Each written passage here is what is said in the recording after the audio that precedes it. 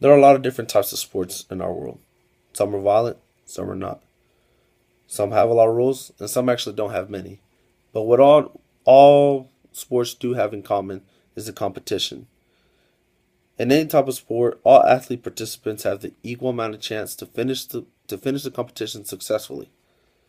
In bullfighting, it is a man versus animal sport, and the big reward to the sport is coming out with your life.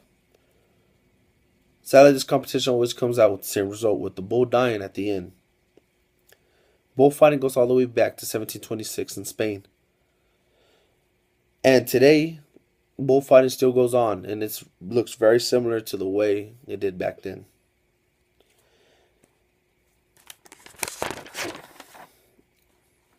The man that is fighting the bull is called a matador. The matador gets to use several different types of weapons to defeat the bull. According to thinkspain.com, here are some examples of the weapons that the matador gets to use. He gets to use a large red cloth that the matador uses to confuse the bull. After, he uses spears he used to make the bull bleed and weaken the animal, to set him up for the final weapon, the sword. He uses the sword to finish the kill by striking the bull right between the shoulder blades, aiming around his heart area and actually aiming for the animal's ortha. These are some of the main techniques that a matador has to use to be able to defeat a bull. When a bull actually catches, and when I mean catch, I mean horn matador, the people around him, the people in the arena instantly jump in and stop the competition and help the matador with his injuries as soon as possible. This makes the bull the winner. Sadly, he never gets the main prize, his life. Either the matador wins or the bull wins. The bull will be dead by the end of that day. If the matador wins, he gets a large applause from the fans. And according to petalatino.com, the fans are the judges in these competitions. And if the people are very impressed with the man's skills, he gets to keep the bull's horns, tails, and ears as a trophy of what he just did.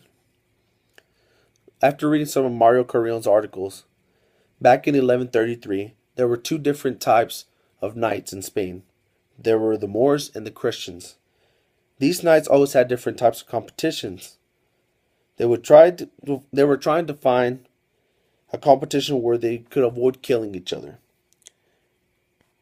And they discovered that battling a bull will actually be a great challenge, because a bull, differently from any other animal, will fight to the death before running away and backing down. By 1726, they named the first actual professional bullfighter, Francisco Romero. And according to Encyclopedia Britannica, he was the one that actually introduced the sword and spear into bullfighting.